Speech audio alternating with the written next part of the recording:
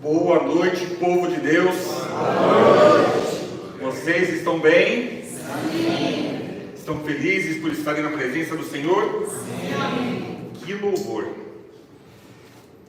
É feliz quem já chorou ao perceber que é pecador. E quando você chora, você se despedaça na presença do Senhor. E quando você se despedaça na presença do Senhor, Ele faz um milagre. Amém. Que é juntar os seus pedacinhos e te refazer. Deixa eu te dizer uma coisa muito importante para a sua vida. Você precisa reconhecer que você nada é. Você precisa reconhecer que você nada sabe. Você precisa entender que Deus somente é Deus. Ele é Senhor. E nada que Ele faz, ou nada que Ele permite que aconteça, é em vão. Tudo que vem acontecendo ao longo da história, na sua vida, na minha vida, na nossa vida, desde o momento que você se entregou ao Senhor, tem sido conduzido por Ele. Hoje, por exemplo, você não está aqui porque você quis estar aqui. Você está aqui porque o Espírito de Deus tinha um plano para que você estivesse aqui e tivesse um encontro vivo e real com Ele. Deus seja louvado por sua presença, Deus seja louvado por sua vida. Tem uma série de coisas na sua vida que você não compreende. Fica tranquilo, você não vai compreender também. E eu não vim pregar um sermão para que você compreenda nada nessa noite.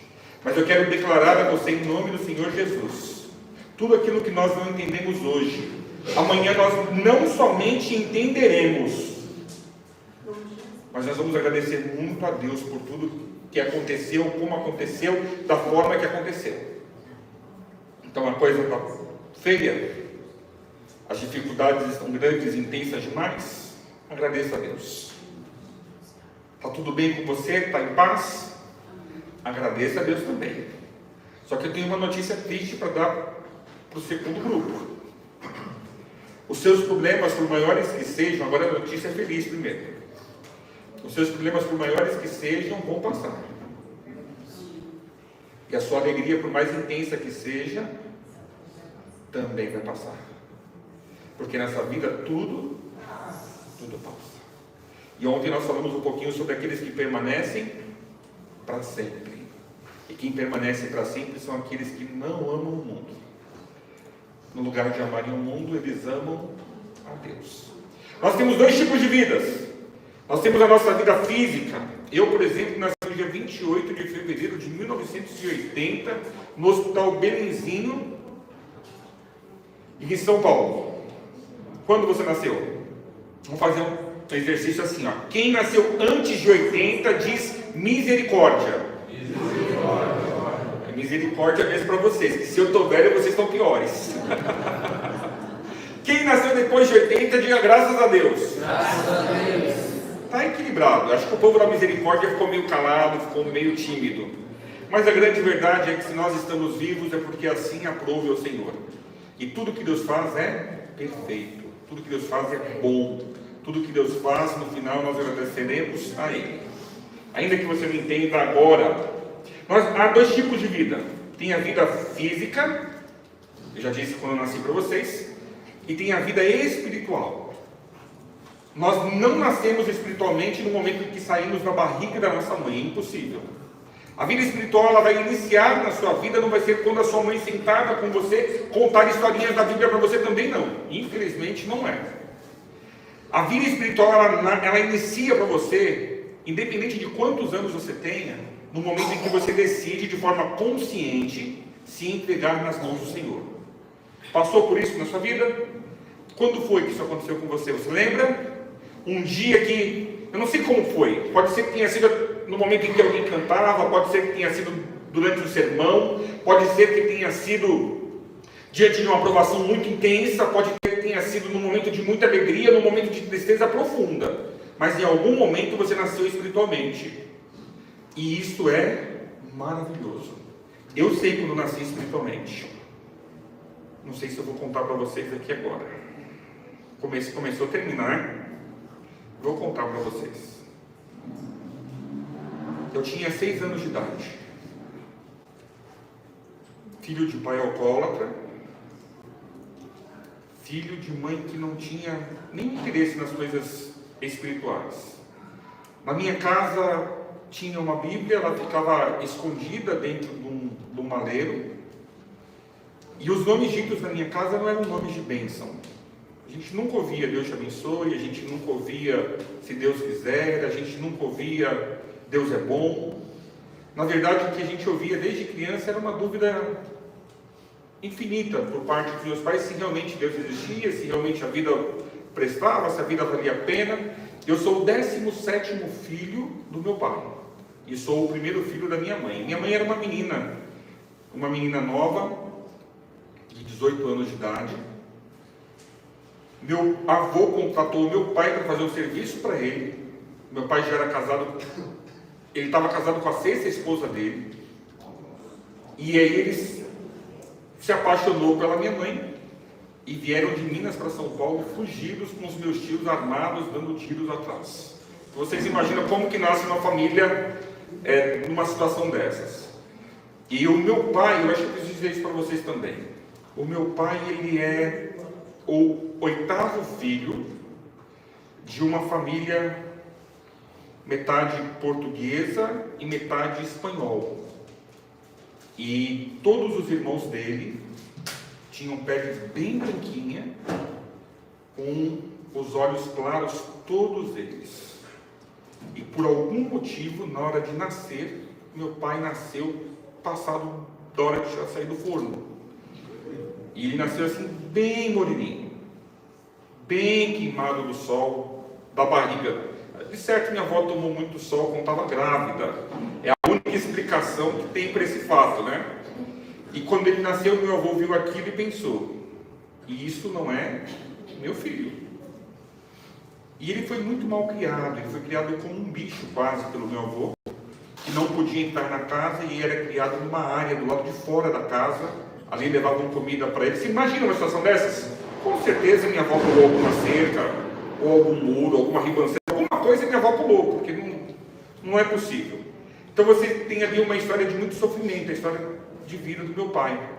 E quando eu tinha 6 anos de idade, eu lembro que numa discussão dele com a minha mãe, eu nunca vou saber, só no céu, ele disse para minha mãe assim, falou: olha, você sabe que eu não sou o pai desse menino.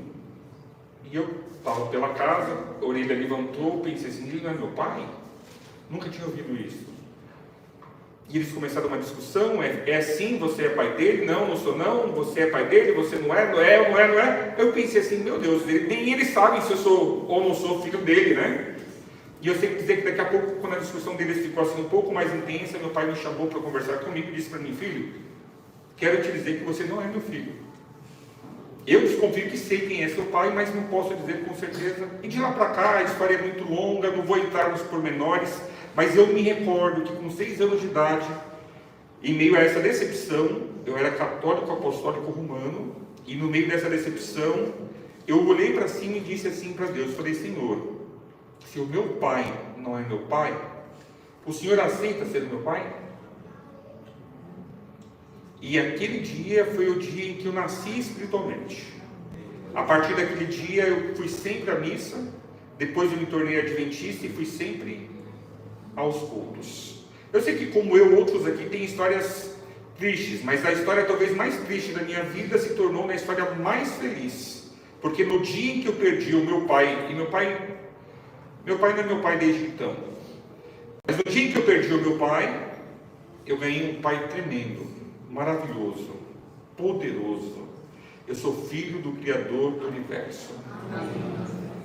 Foi o dia em que eu nasci espiritualmente. Você lembra como foi que você nasceu? Olha, se nós parássemos aqui agora e fizéssemos uma vigília, dá uma vigília, não dá? Só ouvindo de cada um de vocês a história de quando foi que vocês nasceram espiritualmente. É muito difícil essa resposta para quem nasceu na igreja.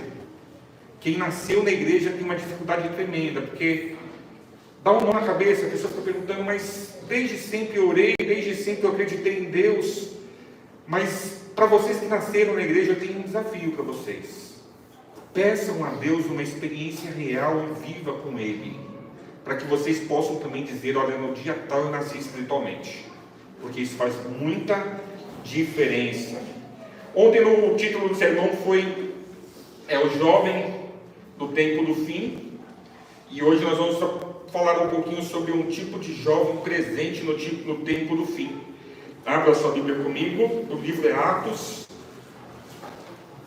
o capítulo 20.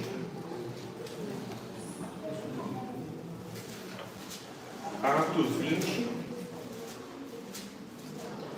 Enquanto vocês olham, acham aí, deixa eu fazer uma pergunta. Tem alguém que está vindo nessa igreja hoje pela primeira vez? Temos alguém que está vindo na igreja pela primeira vez? Por acaso foi eu que te convidei para vir? Não. Não, né? Fui eu ou foi você? E mora onde? Mora aqui pertinho? Seu vizinho. Tá bom. Tem mais alguém que está vindo na igreja pela primeira vez hoje? Sua filhinha. Que bênção ter vocês aqui conosco. Motivo de grande alegria. Eu convidei ontem uma pessoa que parece contigo, por isso eu perguntei. Ele estava sentado aqui na frente da igreja e ele estava olhando o movimento dos jovens saindo. E eu vi que ele olhava com desejo de entrar. E aí eu parei e perguntei para ele e prometi para ele: olha, se você for, eu vou te dar uma Bíblia de presente. Então pode ser que ele ainda venha ou venha outro dia da semana. Certo? Quem achou, diga bem? Me acompanhe na leitura. Atos 20, versículo 7 e em diante. No primeiro dia da semana, nós nos reunimos a fim de partir o pão. Quem está escrevendo isso aqui? Vocês lembram? Quem é o autor do livro de Atos? Calma, não é bom não. Quem foi que escreveu o livro de Atos, irmãos? Lucas. Quem era Lucas? O doutor Lucas. O doutor Lucas, então, agora ele está escrevendo, e veja que como ele fala nós, é que ele estava junto.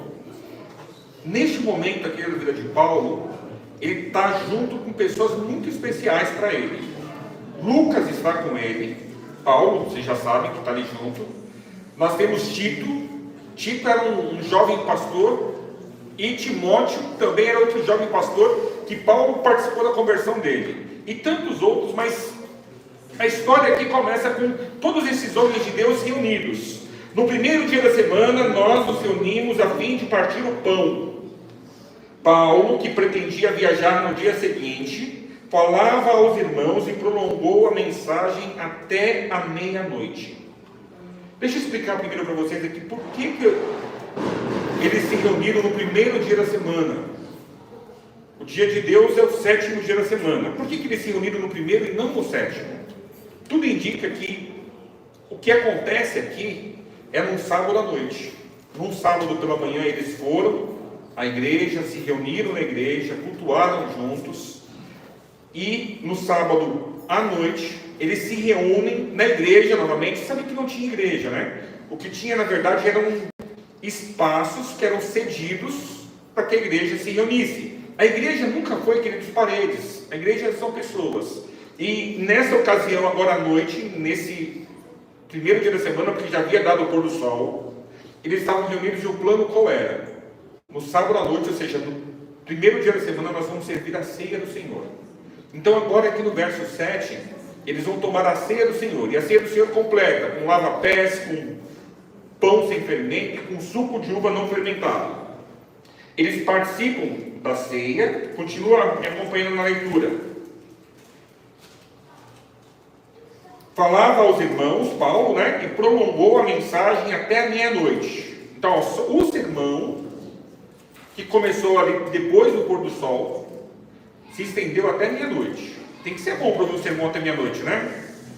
Ou o pregador tem que ser muito bom também. Quando a gente ouve o bulhão, a gente aguenta. Havia muitas lâmpadas no cenáculo onde estávamos reunidos. Cenáculo, o que exatamente é isso? É um recinto, é um espaço. Pelo que a gente entende aqui da Bíblia, era acima do 3º andar de uma casa. Muitos de vocês têm um espaço parecido. Alguns de vocês devem ter lá na casa de vocês um espaço mais alto, talvez 2º andar, talvez o 3º andar, onde vocês fazem um churrasco, onde vocês fazem um aniversário, onde vocês até convidam de vez em quando a igreja para estar lá. Não é isso mesmo? Isso era um cenáculo. Só que esse cenáculo era todo fechado, ele tinha algumas janelas, e no interior do cenáculo havia muitas lâmpadas, que na verdade eram lamparinas, né? Me acompanhe aí. Havia muitas lâmpadas no cenáculo, onde estavam os reunidos, um jovem chamado Eutico, que estava sentado numa janela. É interessante o nome desse menino, e é interessante a palavra jovem também.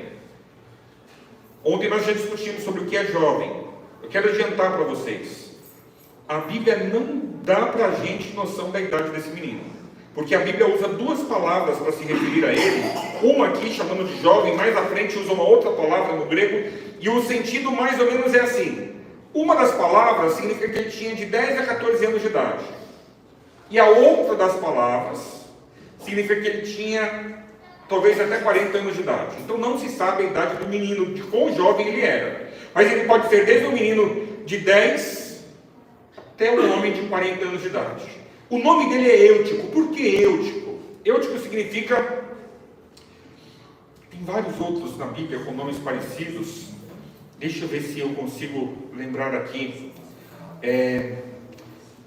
Não é bem-aventurado, é felizardo, é bem-sucedido. Nós temos Felícia. Lembram? Na Bíblia tem Felícia, tem Felício também, acho que também tem um Felício. Esse nome era muito comum para um grupo de pessoas. Para pessoas que nasceram escravas, mas que não foram consideradas escravas desde o nascimento. Então, possivelmente, esse menino aqui, esse jovem, é filho de escravos, mas nasceu livre, nasceu liberto, e por isso ele recebe esse nome. É um nome comum para dar para filhos de escravos que não são mais escravos. E agora, Eutico, diz o texto bíblico, ele estava sentado numa janela. Sabe que estar sentado numa janela é uma coisa muito interessante. Às vezes a gente está num lugar e a gente não está gostando muito do que está acontecendo no lugar. Qual o melhor lugar para estar? Na janela. Porque na janela ventila, na janela é fresco, na janela você até consegue dar umas olhadelas para fora, para ver o que está acontecendo lá, não é isso mesmo? E ele estava sentado ali na janela. Só que sentado na janela, o texto bíblico diz, e essa palavra é bem importante, que da forma como está aqui, que ele foi adormecendo. Você veja, não diz que ele dormiu, diz assim que ele foi adormecendo profundamente. Ninguém dorme de uma hora para outra, a não ser quem está muito cansado. Então ele deve ter começado cochilando e de repente ele dormiu pesado, o sono veio de verdade, e aí acontece a tragédia. Qual tragédia acontece? Adormecendo profundamente durante a prolongada mensagem de Paulo, vencido pelo sono, caiu do terceiro andar abaixo. A palavra grega aqui também significa literalmente quarta laje. Então, na verdade, o terceiro andar aqui geram muitas dúvidas, mas era uma casa alta e ele estava lá no alto do quarto andar. Na verdade, ele cai, quando se cai do quarto andar é fácil morrer. Foi exatamente o que aconteceu com ele. Quando levantaram, estava morto. Para não deixar dúvidas, ele estava morto. Algumas versões dizem assim, estava como sem vida, mas ele estava morto. Mas Paulo desceu, inclinou-se sobre ele e abraçando disse: não fiquem alvoroçados, pois ele está vivo. Subindo de novo, Paulo partiu o pão e comeu. E lhes falou ainda muito tempo até o amanhecer. E assim partiu. Então conduziram vivo o rapaz e sentiram-se grandemente confortados. É uma história bíblica, acho que bem conhecida. E eu queria tirar algumas poucas lições com vocês nessa noite sobre o estar sentado na janela. Nós nascemos fisicamente todos aqui sem sombra de dúvidas. Espiritualmente pode ser que alguns entre nós ainda não tenham nascido espiritualmente, não tenham nascido do Espírito. Ainda estejam vivendo somente na carne. O jovem Eutico, ele era um menino de Deus. Ele se reunia, ia para a igreja domingo à noite, para a igreja, porque os apóstolos ali estavam, os discípulos ali estavam, e se dispôs, depois de passar o sábado inteirinho na igreja, foi para a igreja no sábado à noite, no início do domingo, ficou ali ouvindo o sermão até meia-noite, possivelmente ficou também depois, até o amanhecer do dia, ouvindo Paulo falar, ouvindo os apóstolos contarem testemunhos, histórias pelas quais eles passaram. Era um menino bom, era um menino de Deus, talvez filho de cristãos, talvez um menino dedicado, estava no melhor lugar do mundo, não estava? Só que ele representa para nós o pior grupo de jovens possível, porque são aqueles que estão, às vezes, perdidos dentro da própria igreja, e estão sem saber o que está acontecendo dentro da própria igreja, e de dentro da igreja estão olhando as luzes do mundo, e as luzes do mundo, elas brilham, as luzes do mundo chamam a atenção, as luzes do mundo interessam bastante, e a forma como o mundo vive, queridos, a forma como o mundo vive é muito melhor do que a forma como nós cristãos vivemos, porque o mundo vive somente para o prazer, e a gente às vezes se pergunta que mal há nisso. Qual o problema de beber umas caipirinhas, beber um pouco de cerveja, um pouco de vinho, ficar um pouco alto e sentir um pouco de alegria? Qual o problema se eu já namoro há 3 anos de ter relações sexuais com a minha namorada? Qual a dificuldade com relação a isso? Eu a amo, ela me ama também, nós sabemos que vamos casar, qual o problema disso? Qual o problema de eu ir para uma balada para poder passar a noite dançando e me divertindo? Qual o problema de eu ir no fluxo, onde as pessoas estão lá cantando e dançando? É funk, né? Funk. Qual o problema para eu me acalmar, eu fumar alguns cigarros de vez em quando? Qual o problema? E aí a igreja diz assim, não pode, não pode, não pode também, isso também não. E quando o jovem cristão ele pensa, não, isso também não. E aí a igreja é um ambiente assim muito árido, onde tem tantos não podes, e os jovens, inclusive os nossos filhos, eles vão crescendo e às vezes sentados na janela eles veem o mundo lá fora brilhando, e eles começam a se perguntar, que mal faz? E queridos, quando a gente pensa em Deus, qual a primeira palavra que a gente associa a Deus? Deus é? Se Deus é amor, que mal faz? É ou não é? Se Deus me ama tanto assim, que mal faz? E aí tem a nossa outra lista de desejos, né? E a gente fica pensando, por que eu não posso fazer da minha vida aquilo que eu bem quero? Afinal de contas, a vida é minha. Minha vida, minhas regras, meu corpo, minhas regras. Por que tem que ser do jeito que a igreja diz que tem que ser? Por que tem que ser do jeito que a Bíblia diz que tem que ser? Ontem eu conversei com uma jovem que ela me disse assim, se preciso for, eu rasgo a Bíblia toda. Se vocês, cristãos, não conseguem entender que todas as formas de amor são válidas, dá para rasgar a Bíblia toda e jogar lá fora. Só que essa jovem é uma jovem da nossa igreja, nasceu num berço cristão, e eu fiquei surpreso com essa fala, com essa atitude. E às vezes o jovem cristão ele passa tanto tempo na janela, vendo o brilho lá de fora, vendo a forma como lá fora vivem, a forma como lá fora se divertem, a forma como lá fora todo mundo parece ser feliz. Porque preste atenção numa coisa, quem parece ser mais feliz? É o crente que pega a Bíblia e vem para a igreja, ou o jovem que está com a galera indo para a balada? Qual dos dois parece estar mais feliz? E eles vão como? Eles vão sorrindo ou vão tristes? Você nunca vai ter na balada um encontro como o nosso culto de quarta-feira. Porque não tem coisa mais triste e deprimente no mundo do que o culto de quarta-feira, não é verdade? E quando a gente dá a oportunidade para as pessoas falarem assim, de público que elas querem falar, você vê assim, de cada 10 pedidos, são 10 reclamações, né? São 10 pedidos de misericórdia por bênção, e está todo mundo arrasado, todo mundo arruinado, e a gente começa a se perguntar, meu Deus, que crentalhada é essa, que só tem problema, só tem dificuldade? Aí você vai na balada, eu nunca fui, mas eu vou imaginar, você se encontra assim numa roda onde está todo mundo meio alto por ter bebido alguma coisa alcoólica e por ter usado alguma droga. Até vai ter de tempos em tempos um que desmonta, né? E diz, a minha vida é uma porcaria, a minha vida é uma... Usa a palavra que vocês quiserem usar nessa parte que foi branco. E aí cai em si. Mas fora isso, o restante do tempo, como que todo mundo está? Aparentemente feliz, todo mundo aparentemente realizado. E aí como fica, irmãos? Para piorar tudo isso, o diabo, e foi o diabo, não dá para dizer que foi outra pessoa não, inventou uma forma de doutrinar, não somente os jovens, mas nós adultos também. E é uma forma super eficiente, porque a gente passa horas sendo doutrinados. E qual foi a forma? Televisão. Eu sou do tempo que, quando eu me converti, tinha igreja que dizia que ter uma televisão dentro de casa era ter um bezerro de ouro, ou era ter a própria besta. Alguém que é velho tanto para lembrar disso? E tinha igreja que era proibido. Ó, a irmã lembrou. Tinha igreja que era proibido, não pode ter.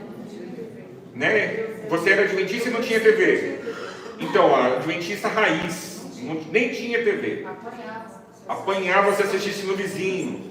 É um outro tempo. Isso aí é tempo de 1900 Guaraná com rolha, porque hoje você não precisa mais ter TV. Hoje você tem um pequeno celular e você passa horas diante dele e ele está fazendo o que com você?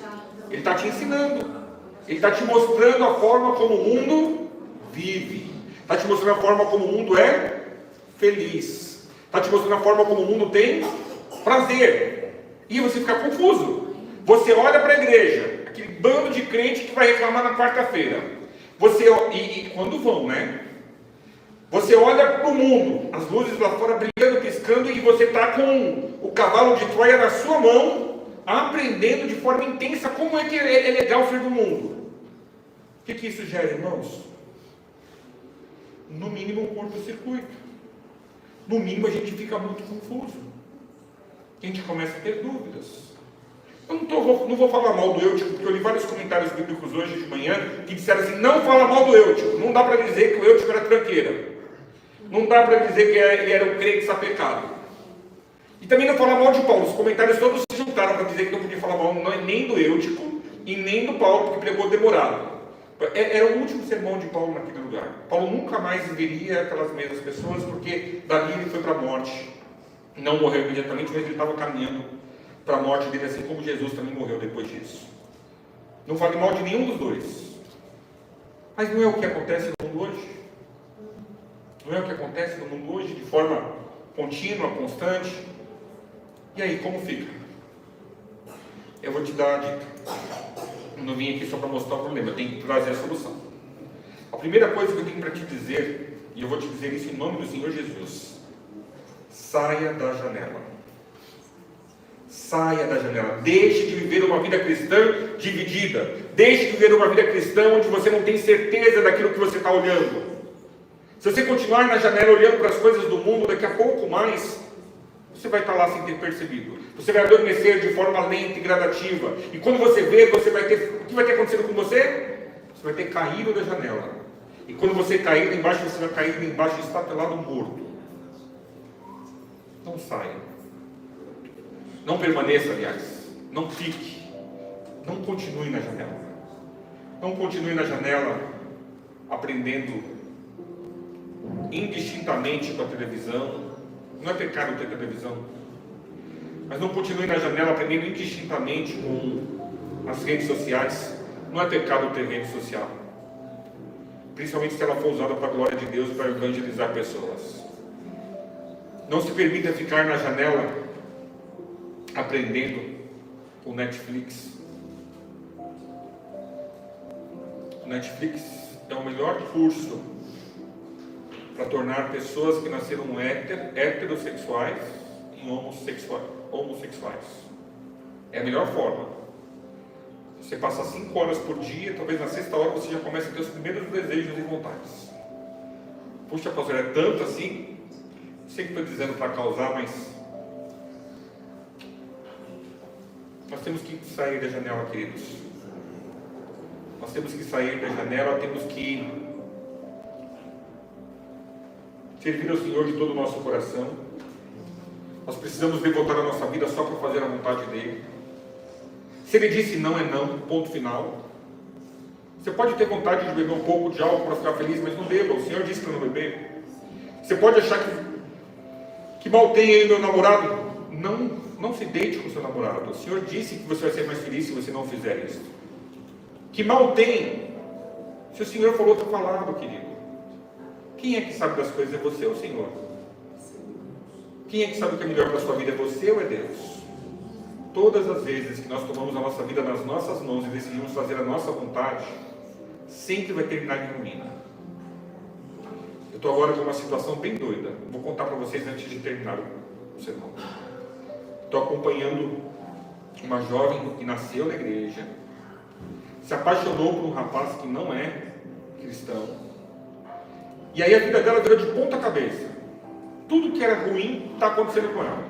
A família dele é contra, ele sai para beber, para usar drogas, volta para se encontrar com ela bêbado, e ela disse que vai casar.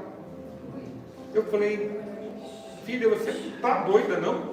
Ela falou assim: não, pastor, eu amo ele, Deus quer que me usar para poder salvar ele. Eu falei: não, o capeta quer usar ele para destruir você. Ela não gostou, disse assim: daqui a alguns dias eu volto a conversar com você, pastor. Então ela cortou a relação porque ela não gostou da minha fala. Mas o mundo está assim. E nós precisamos viver neste momento da história do mundo apenas pelo assim diz o Senhor. É pela vontade e querer do Senhor. Não é a minha, não é a da igreja. Aquilo que a igreja diz não importa. Aquilo que o pastor fala não importa. O que importa, queridos, o que importa de verdade é o que está aqui. É a palavra do Senhor. De vez em quando você não quer seguir. Abre teu olho, você não é japonês, mas abre o olho. Quem não seguir vai para o fogo. Ah, mas Deus é amor. Sim, Deus é amor, mas Ele também é justiça. Sabe, queridos, essa história não podia terminar de uma melhor maneira. Quando o menino cai, Paulo desce, o abraça, faz uma oração, igual os profetas do Antigo Testamento fizeram com pessoas que eles ressuscitaram também. Eu acredito que esse é o milagre mais poderoso que Paulo realiza. E daqui a pouco mais o menino é levado de volta para dentro do cenáculo, vivo, vivinho da Silva. Esse é o poder de Deus. Eu não sou profeta nem filho de profeta, mas eu sei que muitos de nós estamos na janela. E infelizmente, outros tantos da janela já caíram. E mortos estão. Você não sente prazer nenhum em orar, você não sente prazer nenhum em ler a Bíblia. Você não sente prazer nem mesmo em buscar o Senhor na casa dele, mas hoje você veio aqui, porque o Senhor tinha esse recado para te dar. Amém. O recado do Senhor para você é: filho, filha, eu tenho poder para te ressuscitar. Eu tenho o poder de te dar uma nova vida a partir de hoje. Você quer viver essa vida? Amém. Você quer viver para sempre? Você quer ser eterno? Nós vamos ouvir neste momento uma mensagem musical. Enquanto nós ouvimos este louvor, eu quero falar de forma especial àqueles que estão na janela e também àqueles que caídos mortos já se encontram. No seu banco, assentado mesmo, feche os seus olhos enquanto... Como é seu nome? Vem aqui pertinho de mim. Pedro. Enquanto Pedro canta. Sentado no seu lugar, feche os seus olhos. Enquanto Pedro estiver cantando, ore a Deus e diz assim: Senhor Jesus, me salva. Senhor Jesus, me dê sabedoria para sair dessa janela. Não permita que o mundo me convença que o mundo é melhor do que o teu reino. Que Deus nos abençoe.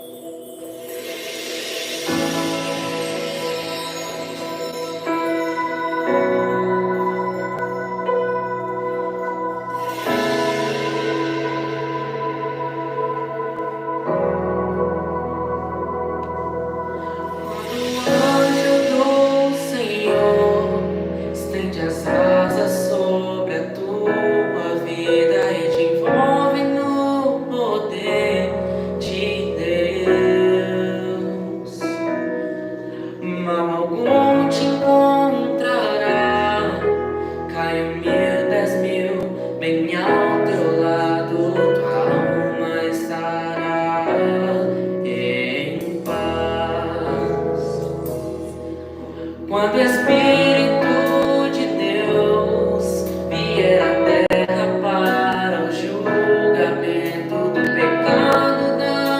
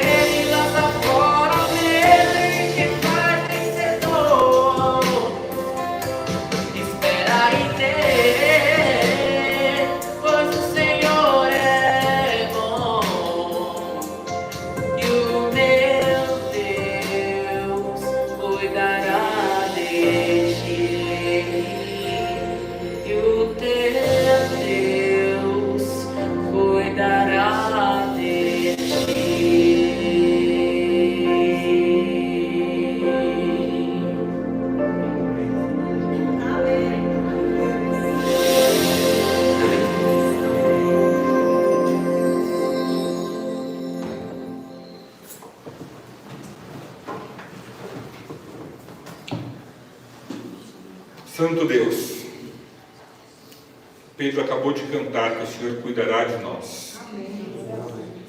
Pedro acabou de cantar que quando o teu anjo nos cobrir sob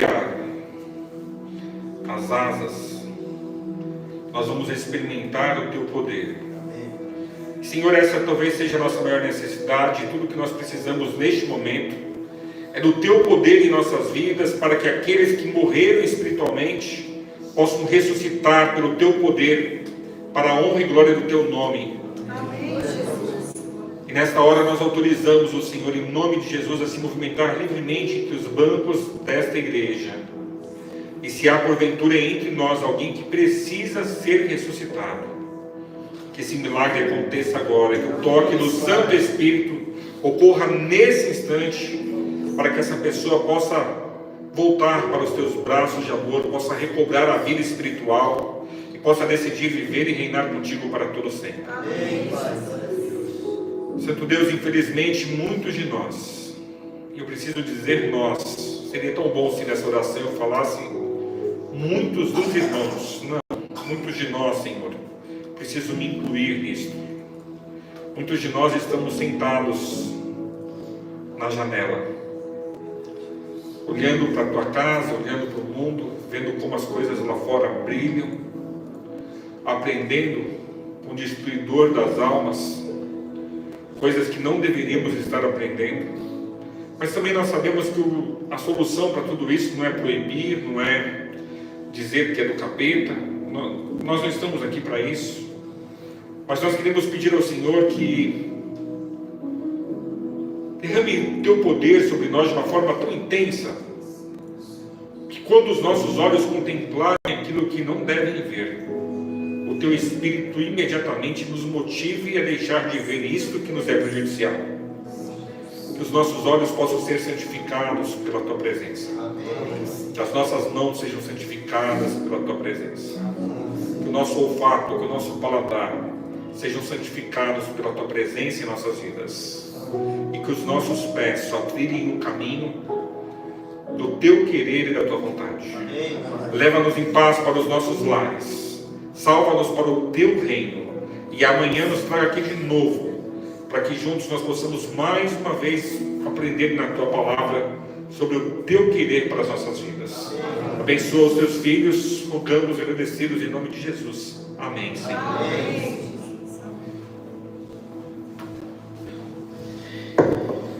Eu sabia que ele viria. Noite abençoada. Deus é bom.